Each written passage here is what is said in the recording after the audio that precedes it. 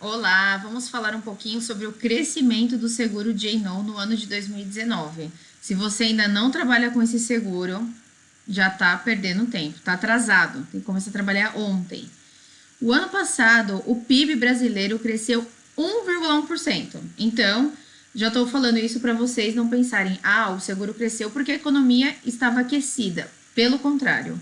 E pasme, sabe quanto cresceu o seguro J&O? 36%. 36%.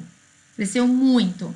Tem vários motivos, tá? Não é só o número de apólices que aumentou também, mas tem alguns segurados, principalmente os maiores, né, que acaba tendo algum agravamento de risco ou teve algum sinistro muito grande que acaba ocasionando um aumento relevante de prêmio e às vezes é uma apólice tão grande que só aquela apólice pode ter aumentado isoladamente 1 milhão em valor absoluto ali no total, né, do produto. Mas ainda assim, vamos combinar que 36% é um número bem considerável. Até porque nós estamos falando de 161 milhões de reais de crescimento. Então não é 30% de nada, não. É 36%, 36,42% de um número bem relevante. Uma coisa que chama atenção, né? Agora vamos analisar os números, né? Você que nunca viu os números do J&O por seguradora e tudo mais, nunca viu o ranking, esses números são oficiais da SUSEP, então você pode validá-los entrando no site da SUSEP. A Chubb é líder de mercado, né? Veja que ela sozinha tem mais de um terço do mercado, 211 milhões de produção. Isso também se deve ao fato que a Chubb é a união de 3 companhias seguradoras, né? A Ace comprou a carteira do Itaú, depois comprou a carteira da Chubb e aí decidiu usar o nome da Chubb, então a Chubb é a carteira da Chubb, da Ace e do Itaú somadas. Claro que a companhia tem todo o mérito, porque isso já faz alguns anos e ela continua aí tranquila na liderança com mais de um terço de produção do mercado, de market share. A Zurich subiu de terceiro, que ela tinha 64 milhões em 2018, para 124 milhões em 2019. Ela praticamente dobrou. Faltou 4 milhões aí para ela oficialmente dobrar, crescer 100%. Então, só a Zurich aqui contribuiu com 60 milhões aí o crescimento do J&O no total. A IG, que antes tinha a segunda posição, né, com 85 milhões, agora tem 79. Observe que, somando Chubb, Zurich e AIG, dá 400 milhões, ou seja, 2/3 do mercado. Então, nós temos as outras 19 companhias disputando 1/3 do mercado, né? E aqui nós temos 3 companhias que entraram no ranking e que começaram, né? Portanto, começaram a produção de J&O em 2019, que foi a Porto Seguro, a Austral e a Easy. E se a gente comparar com 2018, que a Suíça e a Star estavam começando, né, não tinham nem 1 milhão de produção, elas cresceram bastante. A Star de 51 mil saltou para 4 milhões 419 mil e a Suíça saltou de 785 mil para 9 milhões 276. Foi para já 12º, passou várias companhias aí que estão há um tempão com o J&O na prateleira, né? E algumas, né, bem antigas e que tem um nome bem tradicional aí no mercado.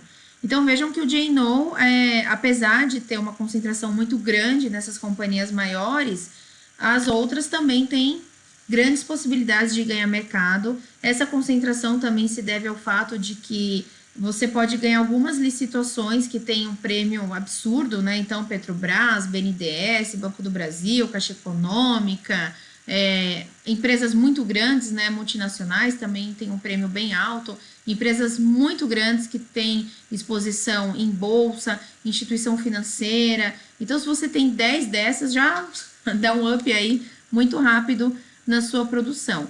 O J&O, apesar de ter crescido bastante nos últimos anos e parecer que, nossa, né, já atingiu aí a maturação, não atingiu, porque as empresas de middle market desconhecem esse produto e desconhecem o próprio risco. Elas não sabem nem que tem risco, então por isso elas não procuram a proteção para os administradores, né? E por isso que eu tento fazer esse trabalho, especialmente de cientificar do risco também de middle market. É óbvio que uma empresa de capital aberto, que é regulada pela CVM, tem um risco maior para os administradores, mas isso não quer dizer que uma empresa menor não tenha risco. Eu gosto de usar a comparação da Vale com o sinistro de Brumadinho, com a cervejaria Baker com o sinistro lá das cervejas contaminadas. A cervejaria Baker, até onde eu sei, não tem ainda um sinistro contra os administradores, tá? Mas eles têm esse risco, porque pelo Código de Defesa do Consumidor, se não houver dinheiro, né, se não houver meios para indenizar os consumidores prejudicados, os administradores podem responder com patrimônio pessoal. Aí, nesse caso, se a empresa vier a quebrar por conta do episódio lá da contaminação da cerveja e não tiver meios para indenizar as famílias das vítimas, e até o momento que eu gravei esse vídeo, muitas famílias ainda não tinham sido indenizadas, né? Algumas receberam algum tipo de suporte, mas indenização, de fato, pelo que a mídia divulgou, né?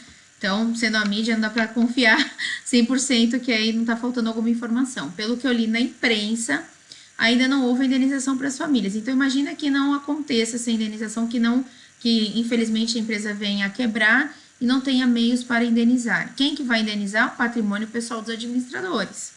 E aí, fazendo uma comparação com a Vale do Rio Doce e Brumadinho, os administradores estão ali, no caso, eles estão respondendo de fato, né, por conta daquele acidente, estão respondendo inclusive criminalmente, então devem estar usando a pólice provavelmente. Mas com relação à condenação, né, com relação à indenização para a família das vítimas, ali nós tivemos mais de 230 mortos, fora todas as vítimas ali da região com relação a patrimônio, enfim, trauma e tudo que a gente sabe que causou. Qual a chance da Vale do Rio Doce não ter condições de indenizar? Ela já pagou mais de 2 bilhões para os prejudicados ali por aquele evento. Então, apesar dos administradores da Vale ter um risco evidentemente maior pelo tamanho da empresa, a empresa também tem um suporte maior que acaba sendo uma proteção, né?